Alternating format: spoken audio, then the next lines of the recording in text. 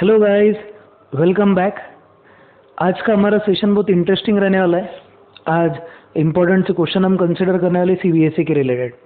ठीक है, तो आज का जो सबसे पहला जो क्वेश्चन है that is related to uses of acids.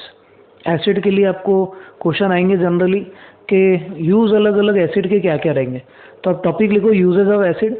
इसको आप क्वेश्चन फॉर्म में लिखना है तो you can write in question form state various uses of various acids. ठीक है, अब अलग अलग टाइप के एसिड और उनके यूज़ क्या क्या रहेंगे। सबसे पहले हम कंसिडर करेंगे use of acetic acid. Acetic acid का कोई यूज़ होता है क्या? ठीक है, अब ये जो एसिटिक एसिड है इसका जो दूसरा नाम है उसको हम इथेनॉइक एसिड में बोलेंगे। It is also called ethanoic acid. Acetic acid को हम इथेनॉइक एसिड भी बोलेंगे। अब अगर सपोज अपन ने एक कंटेनर लिए, एक कंटेनर में अगर सपोज आपने सॉल्यूशन बनाया एसिडिक एसिड का, एसिडिक एसिड का फार्मूला जो रहेगा that will B CH3CH2COOH। I am so sorry, CH3COOH, that is formula for acidic acid. Acidic acid आपने लिए, उसका सॉल्यूशन बनाए। सपोज आप उसका सॉल्यूशन ले रहे, टोटल सॉल्यूशन का मास है 100 ग्राम। 100 ग्राम में से हम ऐसा कंसिडर करें 5 to 8 ग्राम इज एसिड और बचे हुआ जो 95 से 92 ग्राम है इज वाटर। ठीक है, तो अगर सपोज आप एसिटिक एसिड का सॉल्यूशन बनाते हो, सॉल्यूशन का टोटल क्वांटिटी 100 ग्राम, सॉल्यूशन दो चीज़ से बनता है, एसिड प्लस वाटर। अगर आपने सपोज 5 to 8 ग्राम एसिड का कंसिडर करें तो ऑब्वियसली 95 से 92 ग्राम वाटर रहेगा। अब ये जो ऐसा सॉल्यूशन है इसको हम 5 to 8% एसिटिक एसिड बोलते हैं। This type of solution which has 5 to 8 gram of acid is called 5 to 8% of acetic acid solution. Acidic acid solution. तो what is 5 to 8% acetic acid? अगर सपोज किसी सॉल्यूशन में से 100 ग्राम में से 5 से 8 ग्राम अगर एसिड और बचे हुआ सब पानी, तो उसको हम 5 to 8% एसिटिक एसिड बोलते हैं। अब ये जो 5 to 8% एसिटिक एसिड सॉल्यूशन है इसी को विनेगर बोला जाता है। It is called vinegar. बहुत से लोग वाइनेगार पढ़ते हैं इसको, खेड़े के लोग वाइनेगार, वाइनेगार नहीं बोलेगा, इट इज़ विनेगर। तो अगर सपोज आपके पास में 5 to 8% एसिटिक एसिड सॉल्यूशन है तो ये 5 to 8% acetic acid solution is called vinegar. अब बहुत इंपॉर्टेंट पॉइंट आपके यूजेस में, what is use of acetic acid और इथेनॉइक एसिड। तो हम ऐसा बोलेंगे एसिटिक एसिड और ethanoic acid in the form of vinegar. What is definition of vinegar? 5 to 8% of acetic acid solution. तो acetic acid in the form of vinegar is used as preservative for pickles और ketchup वगैरह बनाने में, ketchup और pickles, इनके लिए जो preservative हम यूज़ करते that is nothing but vinegar. तो what is called as vinegar? Vinegar जो रहेगा बहुत बार आपके फ्रिज में रखा भी होगा, शायद आप एक बार चेक कर सकते। विनेगर लिक्विड पानी जैसा दिखता। बहुत बार बचपन में बहुत से छोटे छोटे बच्चे बाहर से खेल के आए क्रिकेट वगैरह, गर्मी में एकदम बहुत ज़्यादा प्यास लगने के बाद में फ्रिज खोलते हैं डायरेक्ट पानी पीना चालू करते, तो एकदम से ऐसा कड़वा कड़वा खट्टा खट्टा लगना चालू हो जाता। तो गलती से क्या पी लेते हो? Vinegar. It is not dangerous but ज़्यादा कंजम्पशन भी ऑब्वियसली हार्मफुल है। थोड़ा भी आपने टेस्ट करे तो आप डायरेक्ट थूक देंगे। विनेगर क्या रहता? Vinegar is nothing but 5 to 8% acetic acid solution. और इसका इंपॉर्टेंट यूज़ ये प्रिजर्वेटिव है अचार वगैरह बनाने में और केचप वगैरह बनाने में। तो it is used as preservative for making pickles और केचप। ये सबसे पहले एसिड का यूज़ है। तो राइट डाउन एसिडिक एसिड और इथेनॉइक एसिड। उसमें पहले डेफिनेशन किसका आएगा? विनेगर का। विनेगर का डेफिनेशन क्या है? 5 to 8% acidic acid solution. 5 to 8% acidic acid solution is called vinegar. 5 to 8% acetic acid solution is called vinegar. ये सबसे पहला पॉइंट। फिर उसके बाद में आगे क्या आएगा? This vinegar solution is used as preservative This vinegar solution is used as preservative for pickles and ketchup. ये पहला वाला एसिड का आपका यूज़ है। This is first use of acid जो हमारे को यूजेस में लिखना है। ठीक है, ये हो गया एसिटिक एसिड के बारे में। अब नेक्स्ट वाला जो एसिड हम कंसिडर करेंगे जिसका यूज़ डेली लाइफ में होता है, उसके बिना तो पॉसिबल ही नहीं है ज़िंदगी, वो है हाइड्रोक्लोरिक एसिड। हाइड्रोक्लोरिक एसिड का कुछ यूज़ है क्या? यस, बेसिकली हाइड्रोक्लोरिक एसिड जो है it is secreted by stomach. इसका पूरा डिटेल्ड एक्सप्लेनेशन बायोलॉजी में भूषण सर आपको बिल्कुल देंगे। ठीक है, तो what is use of HCl। ठीक है, HCl वगैरह, पेप्सिन, ट्रिप्सिन, ये सब आपको स्टमक वॉल्स की कॉन्ट्रैक्शन से सीक्रेट होता, कितनी क्वांटिटी है 2 लीटर वगैरह वगैरह, सब आपको बायोलॉजी में पढ़ाया जाएगा। इंपॉर्टेंट पॉइंट ध्यान रखो, HCl it is secreted in stomach, ये स्टमक में सीक्रेट होता है। और इम्पोर्टेंट पॉइंट, इसका जो ऑप्टिमम लेवल है वही सीक्रेट होना चाहिए। अब ये जो HCl है इट हेल्प्स इन डाइजेशन और ब्रेकिंग ऑफ प्रोटीन्स।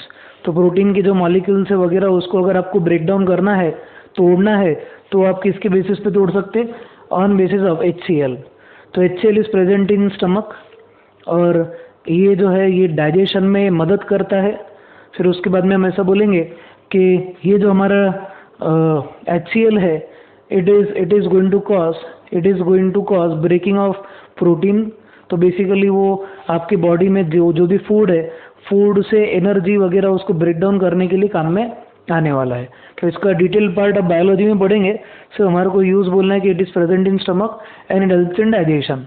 वो भी उसका ऑप्टिमम क्वांटिटी होना चाहिए, ज़्यादा क्वांटिटी नहीं होना चाहिए। ज़्यादा क्वांटिटी अगर आया तो एसिडिटी हो जाती है। ठीक है, इतना पॉइंट ध्यान रखो। ये हो गया आपका सेकेंड टाइप का। अब उसके बाद में नेक्स्ट जो हम यूज़ देखेंगे एसिड का वो है सल्फ्यूरिक एसिड। सल्फ्यूरिक एसिड का कुछ यूज़ है क्या? Yes, sulphuric acid. अब सल्फ्यूरिक एसिड जो है, अब अगर आपने इन्वर्टर की बैटरीज अगर देखे होंगे, कार की बैटरीज वगैरह देखे होंगे, तो उसमें एसिड रहता। तो कार बैटरीज फिर उसके बाद इन्वर्टर बैटरीज वगैरह में इन्वर्टर बैटरीज, और आप बोल सकते कि बहुत सारे केमिकल्स जो है वो आप बना सकते यूजिंग सल्फ्यूरिक एसिड। तो सल्फ्यूरिक एसिड को बेसिकली किंग ऑफ केमिकल्स बोला जाता है। It is called king of chemicals. तो which acid is called as king of chemicals? तो हम ऐसा बोलेंगे सल्फ्यूरिक एसिड जो है, सल्फ्यूरिक एसिड को हम किंग ऑफ केमिकल्स बोलेंगे। सल्फ्यूरिक एसिड के जो यूज़ है उसमें एक इम्पॉर्टेंट यूज़ आप बोल सकते हैं, it is used in making of car batteries और इन्वर्टर बैटरीज। लेबोरेटरी रिएजेंट के जैसा भी यूज़ होता है। It is also use as important laboratory reagent. It is also used as important laboratory reagent. तो सल्फ्यूरिक एसिड को हम king of chemicals बोलेंगे। Car battery, inverter battery, laboratory reagent के जैसा ही यूज़ होता है। सबसे ज़्यादा यूज़ होने वाला सल्फ्यूरिक एसिड ही है। ठीक है, ये थर्ड वाला। और उसके बाद में नेक्स्ट, अभी जो कोरोना के टाइम पे बहुत ज़्यादा आपको सुनने मिल रहा होगा, दैट विल बी, जो जनरली आप सुन रहे होंगे वो ऐसा कि आपको इम्यूनिटी खुद की बढ़ानी है वगैरह वगैरह सब। तो उसमें आपको ये बोला जा रहा है गर्म पानी में नींबू वगैरह लो। ठीक है, लेमन बोलो आप। फिर बाद में लेमन एंड ऑरेंजेस, लेमन और ऑरेंजेस जो रहेंगे, ऑरेंजेस, स्पेलिंग की तो भी आफत ही हो रही है। हाँ, लेमन हो गया, फिर ऑरेंजेस हो गया, ये सब, इन सब में ये जो है दिस आर सिट्रस फ्रूट्स। ये सब सिट्रस फ्रूट्स है। और ये सिट्रस फ्रूट्स में जो एसिड रहेगा that will B citric acid. कौन सा एसिड रहेगा? Citric acid. तो ये सिट्रिक एसिड हमारे लिए अभी इम्पोर्टेंट है। मतलब बहुत से लोग ऐसा बोलते हैं कि गर्म पानी और नींबू पियो, वेट लॉस में भी काम में आता है। तो ऐसा बोलेंगे अपन, उसमें एसिड जो प्रेजेंट रहेगा that will B citric acid. और ये फ्रूट्स को कौन से फ्रूट्स बोला जाता है? It is also called citrus fruits. कौन सा? Citrus fruits. फिर आपने और एक ये सुने होंगे कि अभी जो है सबसे ज़्यादा कंटेंट होना चाहिए विटामिन सी का। विटामिन सी जो होता है, ठीक है, इसका एक्चुअल नाम है ascorbic acid, it is called ascorbic acid. तो विटामिन सी जो है, अगर विटामिन सी की अगर आपके बॉडी में डिफिशियंसी होती है, then it causes bleeding of gums, और इसको हम स्कर्वी बोलते हैं, स्कर्वी। ठीक है, तो बेसिकली आपकी बॉडी में एस्कॉर्बिक एसिड भी प्रेजेंट रहना चाहिए। एस्कॉर्बिक एसिड मतलब विटामिन सी। तो हमारी बॉडी में भी कुछ ऐसे एसिड्स है विटामिन के फॉर्म में जो हमारे लिए बहुत यूज़फुल है, और इनकी डिफिशियंसी से बीमारी होती है। तो हम ऐसे बोलेंगे what is use of acid. तो एसिड में हम ऐसा बोलेंगे lemon and oranges are citrus fruits, and this citrus fruits है सिट्रिक एसिड, और ये इसकी वजह से हमारे बॉडी में विटामिन्स वगैरह मेंटेन रहते, न्यूट्रिएंट्स मेंटेन रहते। फिर उसके बाद में आप बोल सकते हैं vitamin C is also obtain from this citrus fruits, और ये विटामिन सी में एस्कॉर्बिक एसिड होता है, और एस्कॉर्बिक एसिड अगर रहा तो bleeding of gums will not occur. Deficiency से ब्लीडिंग ऑफ गम्स वगैरह, स्कर्वी वगैरह आपको हो सकता है। तो मतलब हमारे बॉडी के नॉर्मल फंक्शनिंग के लिए भी आपको citric acid, ascorbic acid consume करना ज़रूरी है। तो इम्पोर्टेंट पॉइंट ये हमारा क्या रहेगा, ascorbic acid which is vitamin C, citric acid, these are useful for maintaining normal functioning of human body, और इनके डिफिशियंसी से बहुत सारे डिजीजेस हो सकते हैं, ये नहीं होना चाहिए, इसके लिए इनका यूज़ बहुत इम्पॉर्टेंट है। फिर उसके बाद में और एक बहुत इम्पॉर्टेंट वाला, आपने बोरिक एसिड सुने होंगे, बोरिक एसिड डाइल्यूट सॉल्यूशन जो होता है बोरिक एसिड का, बोरिक पाउडर भी सुने होंगे आपने। बोरिक एसिड जो होता है, बोरिक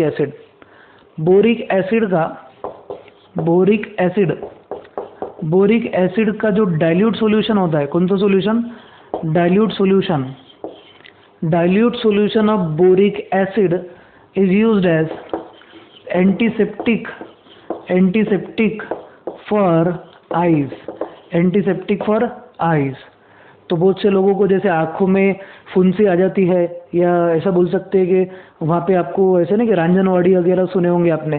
तो बेसिकली जो कंजक्टिवाइटिस है, या जो ऐसे छोटे छोटे डिफेक्ट्स है जो आँखों में होते हैं, आँखों में जलन होना, फुंसी होना, फिर लाल हो जाना आँखों का, तो ऐसे टाइम पे जो हम आँखों में एंटीसेप्टिक डालते हैं जिससे पस नहीं होगा। एंटीसेप्टिक मतलब those type of medicine which prevent septic और पस, सेप्टिक या फिर पस आपके आँखों में नहीं होने देने वाले एसिड का जो नाम है वो है बोरिक एसिड।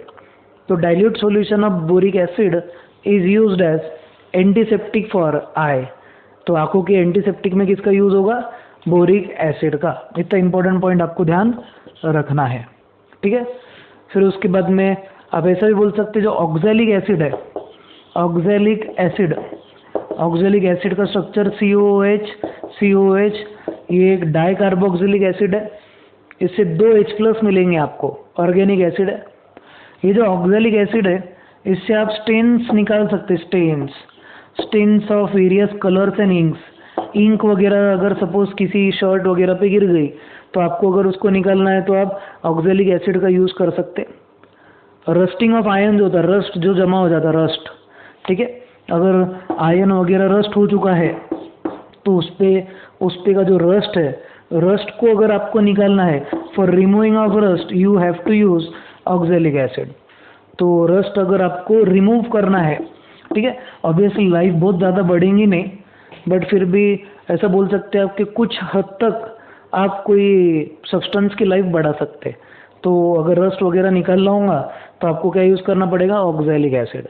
तो ऐसे बहुत सारे यूजर्स हैं हमारे एसिड के, और एक सबसे इम्पोर्टेंट जो हमारे को एसिड देखना है वो है नाइट्रिक एसिड।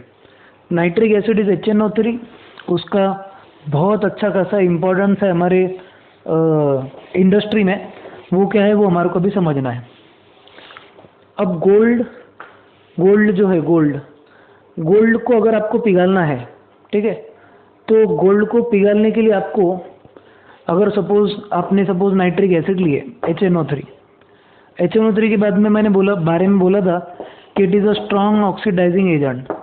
ये बहुत स्ट्रॉन्ग ऑक्सीडाइजिंग एजेंट है, ठीक है। अब सपोज आपके पास में एलिमेंट है गोल्ड है आपके पास, और ये गोल्ड को आपको डिज़ोल्व करना है, ठीक है। You need to dissolve gold. Gold is AU, I am so sorry, gold को हम AU से रिप्रेजेंट करते हैं। सिल्वर भी ले सकते हैं आप, बट हम गोल्ड कंसिडर करेंगे, ठीक है। गोल्ड है, आपको गोल्ड को डिसॉल्व करवाना है। आपने नाइट्रिक एसिड लिए जो एक स्ट्रॉन्ग ऑक्सीडाइजिंग एजेंट है, और आप ये सोच रहे कि आप गोल्ड को नाइट्रिक एसिड से डिसॉल्व कर सकेंगे, तो ऐसा होगा नहीं। ये जो नाइट्रिक एसिड है, अगर सपोज इसको अपने HCl के साथ में मिक्स करें, किसके साथ में मिक्स करें? HCl के साथ में।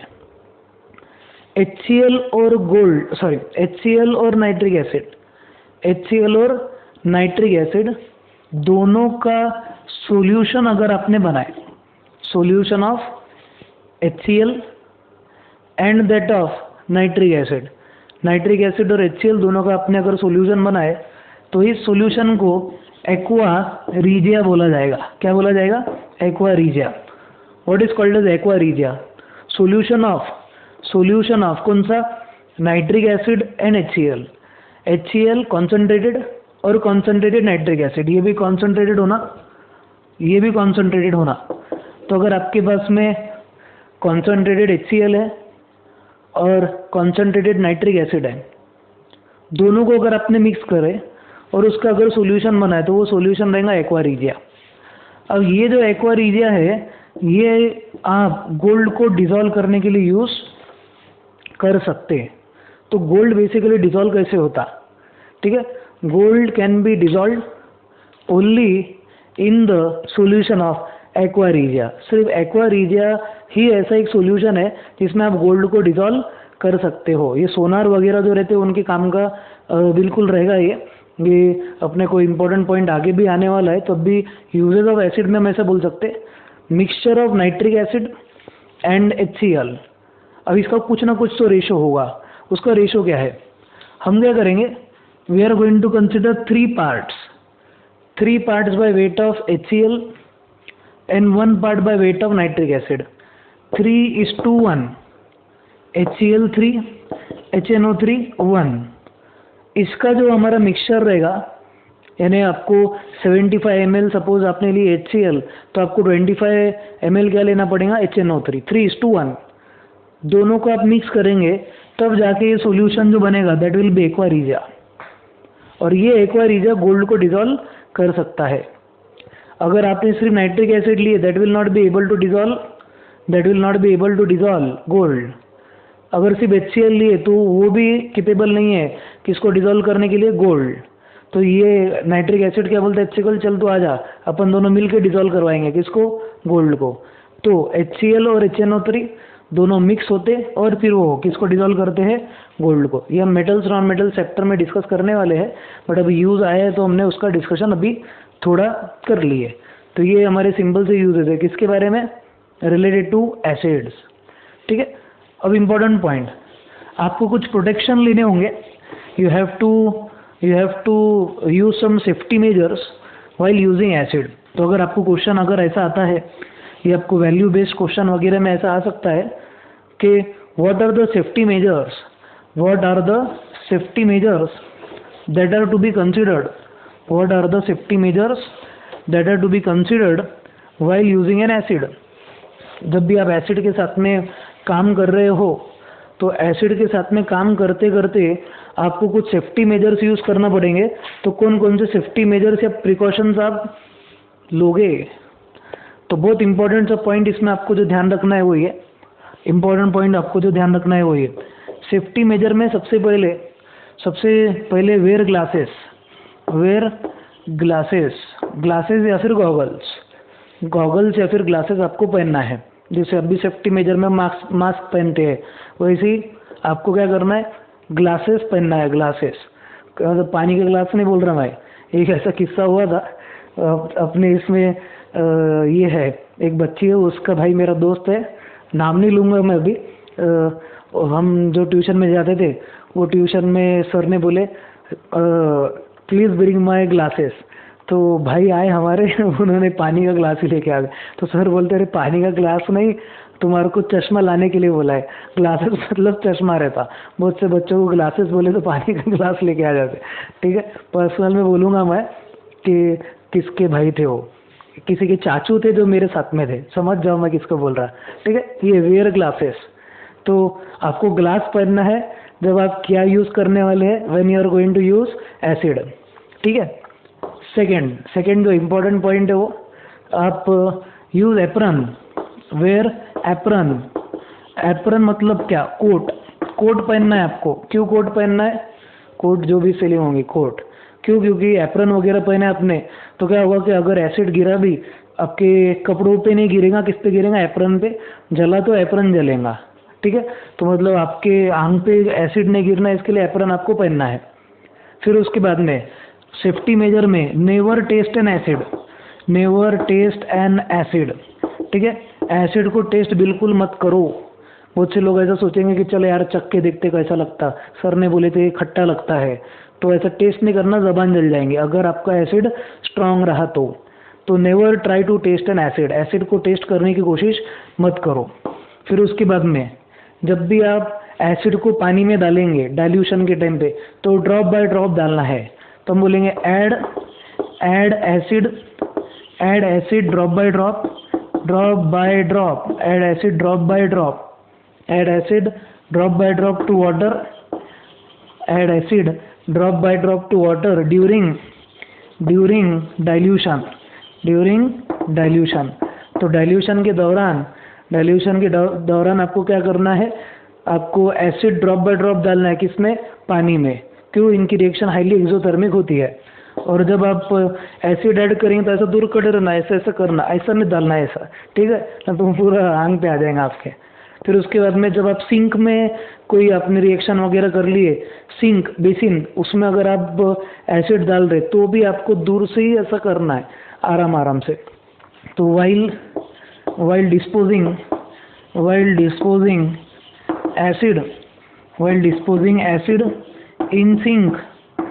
disposing acid in sink, precautions are to be taken,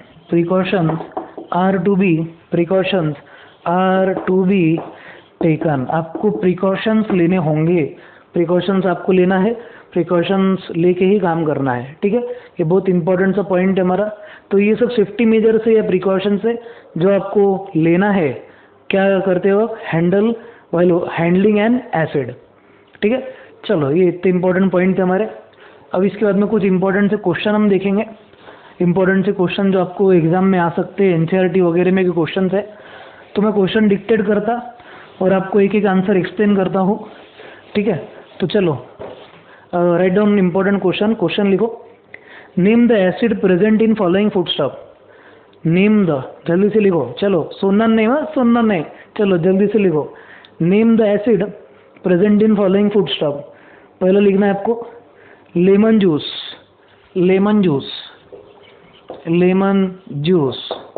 ठीक है। फिर सेकेंड दिया गया आपको विनेगर, इसको विनेगर बोलने का, क्या नहीं बोलने का, वाइनेगर नहीं बोलने का। फिर उसके बाद में टैमरिंड मतलब खट्टी इमली। फिर उसके बाद रहेगा टोमेटो।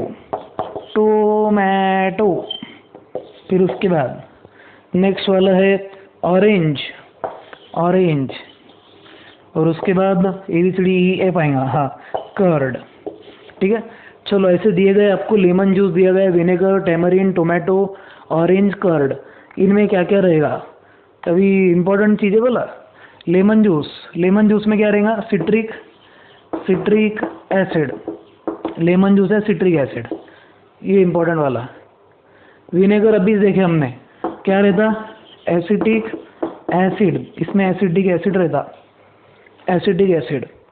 फिर उसके बाद में टैमरिन में टारटारिक एसिड रहता है, कौन सा एसिड, टारटारिक। तो टैमरिन खट्टी इमली, इसमें क्या रहेगा, इसमें रहेगा टारटारिक एसिड, कौन सा एसिड, टारटारिक। ये एसिड खाने वाला है, यानी आप इसको खा सकते हैं।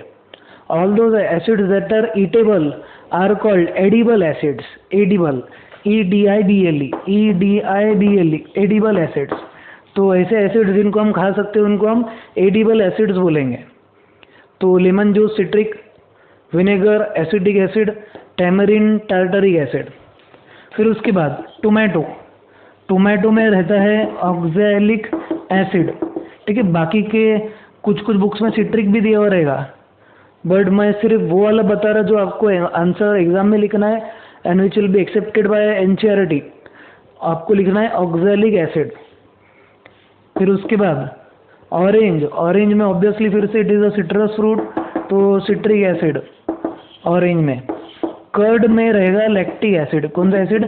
लैक्टिक एसिड, ठीक है। लैक्टिक एसिड का 12th में भी आपको बहुत इंपॉर्टेंट कंसेप्ट रहने वाला है हेलोजन डेरिवेटिव अल्केन चैप्टर में, ठीक है। चलो जल्दी से इतना आंसर लिखो। तो lemon juice, citric acid, vinegar, acetic acid, tamarind, tartaric acid, tomato, oxalic acid, orange, citric acid, curd, lactic acid, ठीक है। और जो भी एसिड जिनको हम खा सकते हैं उनको एडिबल एसिड बोला जाएगा। ये जो टार्टरिक एसिड है, टार्टरिक एसिड का आगे यूज़ आएगा हमारे को, ठीक है। मतलब अभी यही चैप्टर में मैं यूज़ बताऊंगा, पूछूंगा आपको कि इसके पहले कभी एडिबल एसिड हुआ है क्या। आपने फिर बोलना हाँ सर हुआ है। क्या बोलेंगे आप कि ऐसे टाइप का एसिड जिसको हम खा सकते हैं उसको एडिबल बोलते हैं।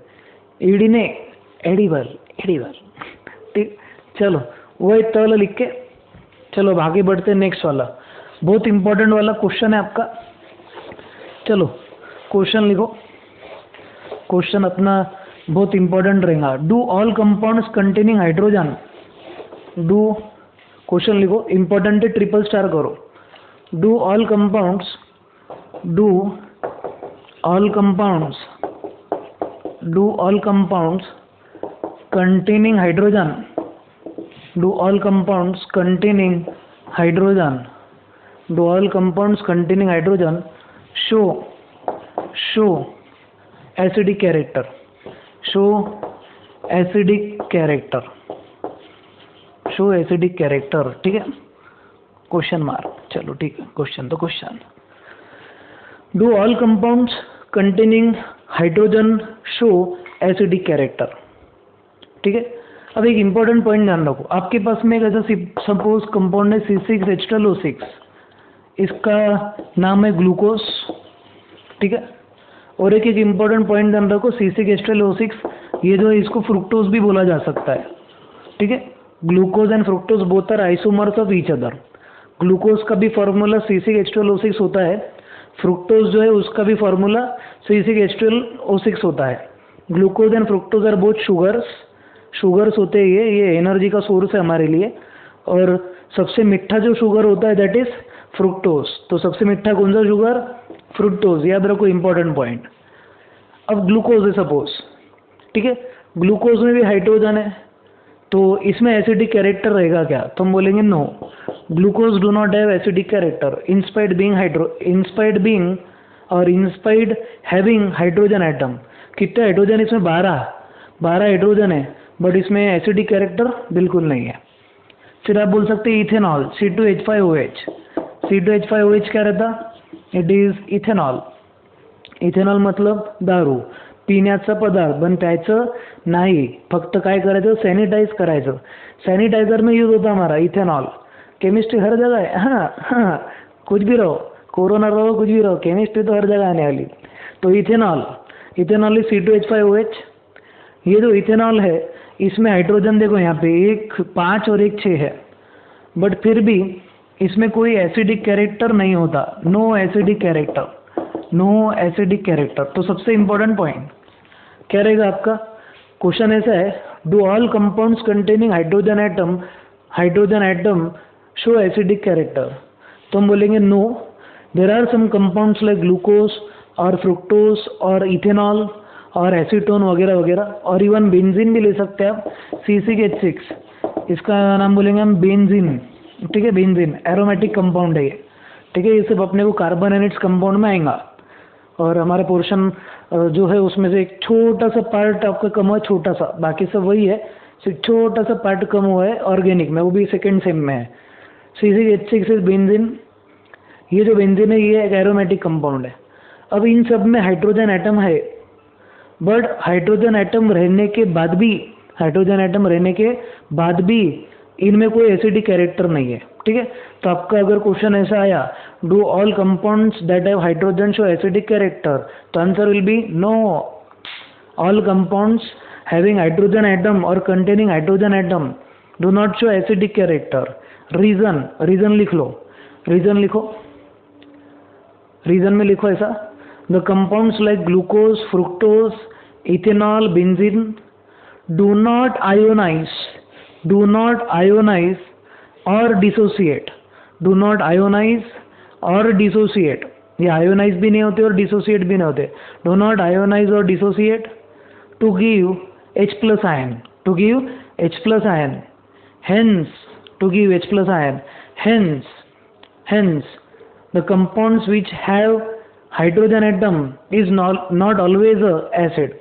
सिंपल सा पॉइंट है, इसमें हाइड्रोजन बहुत सारे हैं बट ये जो कंपाउंड है ये डिसोसिएट नहीं होते हैं, और जो कंपाउंड डिसोसिएट नहीं होते उनको हम नॉन इलेक्ट्रोलाइट बोलते हैं। क्या बोलते हैं उसको हम? Non electrolytes. तो ये जो सॉल्यूशन है ये सब नॉन इलेक्ट्रोलाइट्स है, ये नॉन इलेक्ट्रोलाइट रहने की वजह से ये डिसोसिएट नहीं होते, और ये डिसोसिएट नहीं होते इसके लिए इनमें से H प्लस आयन जनरेट नहीं होते, और जिनमें से भी H प्लस आयन जनरेट नहीं होते हैं तो therefore they will not be acid. हम क्या बोलेंगे कि ये एसिड नहीं है। तो do all compounds containing hydrogen atom, do all compounds containing hydrogen atom show acidic effect? Answer will be no. ठीक है, क्यों ऐसा, क्या रीजन रहेगा? क्योंकि ये जो कंपाउंड्स है ये डिसोसिएट नहीं होते, और अगर ये डिसोसिएट नहीं हुए तो इनमें से H प्लस आयन नहीं मिलता है। ठीक है, इतना इंपॉर्टेंट सा पॉइंट था हमारा आज का। तो आगे के पॉइंट में हम बहुत आगे का इंपॉर्टेंट टॉपिक डिस्कस करेंगे। स्टे ट्यून, जल्दी से मिलेंगे हमारे नेक्स्ट वीडियो लेक्चर में। तब तक के लिए स्टे होम, स्टे सेफ, जय हिंद।